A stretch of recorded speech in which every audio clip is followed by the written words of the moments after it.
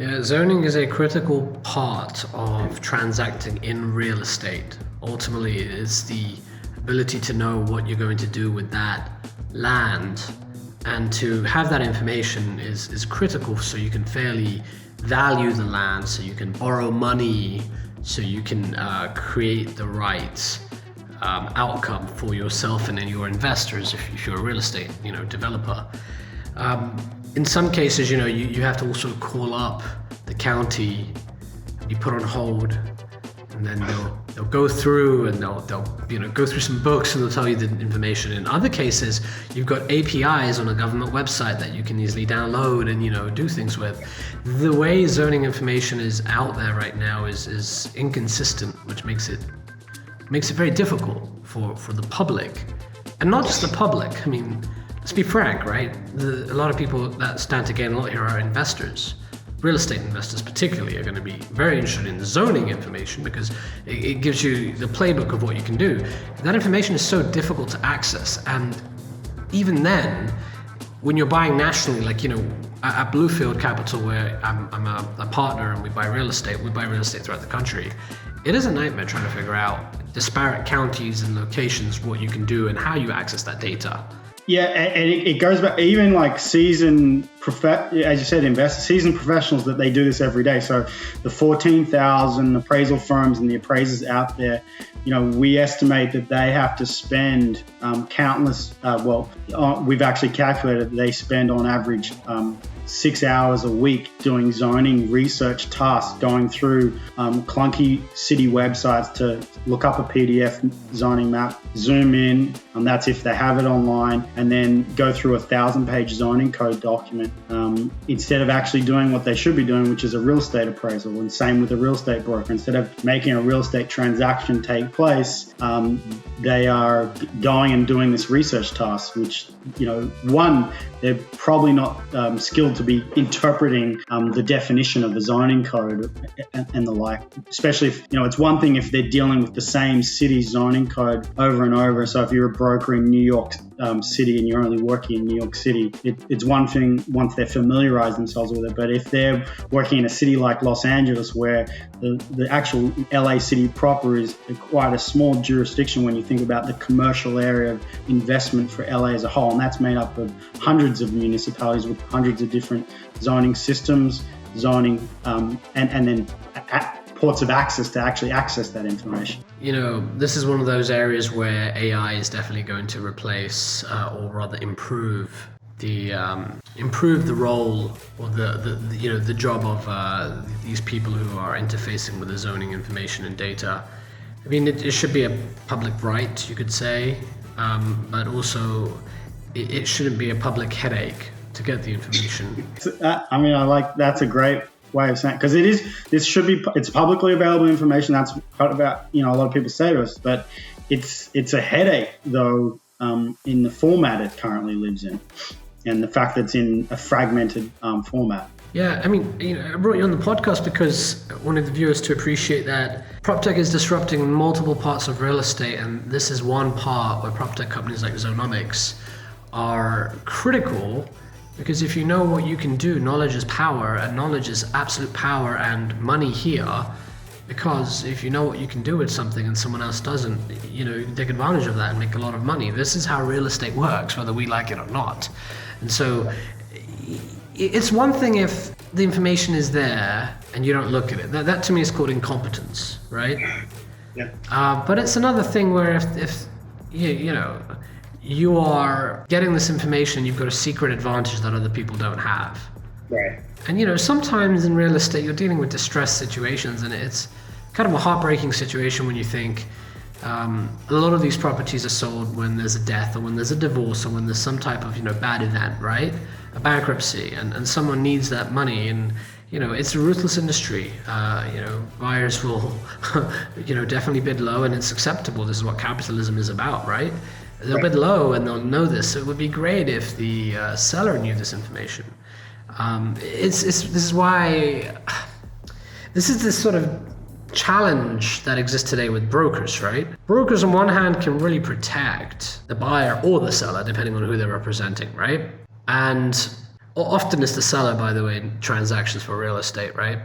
In fact, in most cases in business, even in M&A, it's not necessarily the buyer, it's the seller that's got the agent at an investment level, right?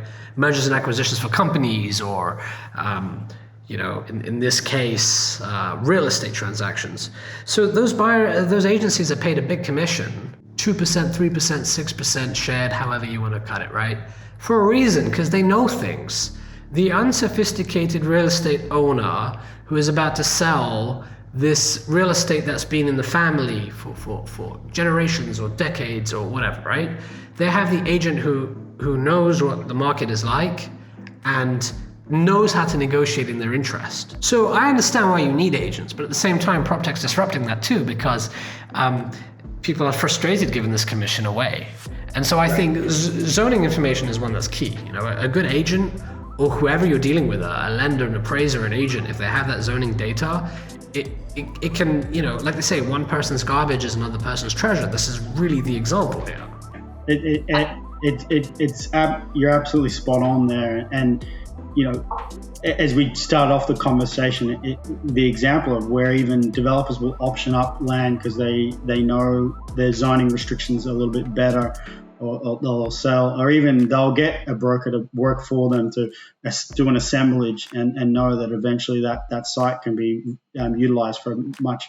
And then, there are some cases where you see it where that one person finally gets clued in and there's one or two lots where, there's that little old lady that's holding out because she knows that the person that's the development company that's trying to put that shopping mall together needs their site, and good luck to them for doing that, because they've been informed. But it's kind of it's always been finally through the word of mouth or just being able to see what's been going on. They actually can track that. But and also, as you were saying, where we really see importance from is Zoneomics is going to help solve the issues and going to be crucial to all the companies in the PropTech space. Good zoning data is needed to power the innovation and investment, from the most straightforward, from your Zillows, your Compass, the Open Doors, the iBuyers. Zillow's already recognized this by, they say, home value, when they did their research back in 2018, that home values grew most in markets with the strictest land use regulations. And I think it's going to be important for them both to illustrate to, if they're making these acquisitions, to be able to, from the iBuyer models, to be able to know that when a rezoning is taking place, so they can take utilize that and get greater windfalls because of the heavy cash outlay there. The impacts of e-commerce on commercial land, real estate, which is being sped up even faster now with the impacts of COVID-19. When you see, for example, the real estate where the old Sears building is now being purchased by Amazon. Amazon needs to know that those activities they want to do on that old Sears site is all going to be permitted under the zoning regulations. And then it can extend, it extends even further from just that pretty straightforward real estate play into these growing markets in, for example, the sharing and the gig economy with companies like DoorDash and Airbnb, the growing cannabis sector, sports betting sector, even to the way communication companies are rolling out 5G networks or infrastructure. All these activities that take place on real estate can be slowed down or halted completely by zoning restrictions. Yeah, one big asset class that's emerging, viewers keep your eyes on this trend, ghost kitchens. Yeah. And the ability to have 5, 10, 20 kitchens in a small area and turning that into a major distribution center, right, is creating a lot of arbitrage here too, where you can buy real estate and convert part of that to a ghost kitchen in a neighborhood, right, and serve that neighborhood. But zoning is critical for that, right? If you misstep there, your whole business plan's out the window. And there are too many examples of people who had an ambitious idea, failed to do the research, got excited, made a bid because of FOMO, put down the earnest money and then realized, oops, the zoning information here is going to be kind of tricky. And an agent on the other side, or the seller, or whoever on the other side will say anything to get the deal done. Yes, there are disclosures and there are a duty of certain things, but it's also, what we learned early on in the process was it's sometimes just a matter of not stating or just, keeping things, marking this is potential, and then, leaving it up to the buyer or whoever to make their own investigations, not necessarily, sort of being, irresponsible or callous in the way they do it, but just, trying to promote the property and looking at on the brighter side of it. And where, my background from an urban planning, we always like to come and say, well, present all the problems with why you can't get a certain gross floor area or do a certain use on the property. So it comes back to that. But, back to, I always think about, there was a point where zoning restriction is now starting to affect Airbnb and these short-term rentals, even to the point where there was a good chance where even half of South Florida was going to be out of the way for Airbnb, which is a crucial market that they can't, they don't want to lose. But, zoning restrictions can be put in place to really stop the scalability and hurt a tech solution. Yeah, and advice I'd give to myself prior to entering the real estate industry is be careful. I know there's a gold rush and, timed it well, right? I mean, inflation is real. Everything's going up in price right now. But be careful. If you're entering real estate, be careful. I know it seems like there's a lot of easy money to make, and you hear about everyone else making money buying real estate, investing in real estate. But don't be fooled. Like, do your research, do your due diligence. If it's your own money, be careful. And if it's someone else's money, even more so, right? Because now you're a fiduciary. Right. So definitely think about, as a takeaway from this, look into the zoning information. Maybe purchase a zoning report, right? From a platform like Zoneomics. There's a shameless plug there, but you've got to do your research. But I also think there's a role to be played, and we're hoping we're kind of doing this as well. A role to be played by city governments as well, and even state governments. To one, our point is, a city is the only reason a city does rezonings is because they're trying to encourage investment in their community, whether that be some more residential, and that sometimes is being pushed by the state to meet housing targets, but also they want commercial investment in an area. And if they go and just park that in a PDF document and it just sits and sort of just the information dies there, and they're wondering why someone hasn't come in and invested in it, that's one issue. The second part of it is, to make their economies vibrant, be a little more forward thinking with the way they have their zoning restrictions.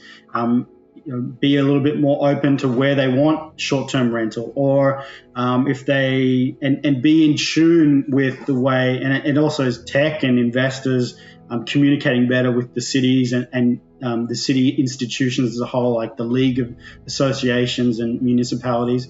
I'll give you an example. I can see from a point where you're starting to see like fractionalized investing and different things like that. And, we see post-COVID where people are starting to be able to work remote. There could be, a big tech play where maybe people invest in a portfolio of properties where they get to actually own the properties, get the investment, but also maybe occupy, and they maybe stay a week in one of the properties and 3 months in another, depending on their needs and where they are. And that's where the economy and people are going. But if you take it down to the zoning level, I'll give you an example. Palo Alto, California, their zoning code defines a dwelling is defined as a group of rooms that are occupied or intended to be occupied on a non-transient basis. Whereas Boca Raton, Florida, their zoning code defines a dwelling as a residence or of a living quarters of person, either permanently, temporarily, continuously, or transiently. So if you're thinking about that at scale, which is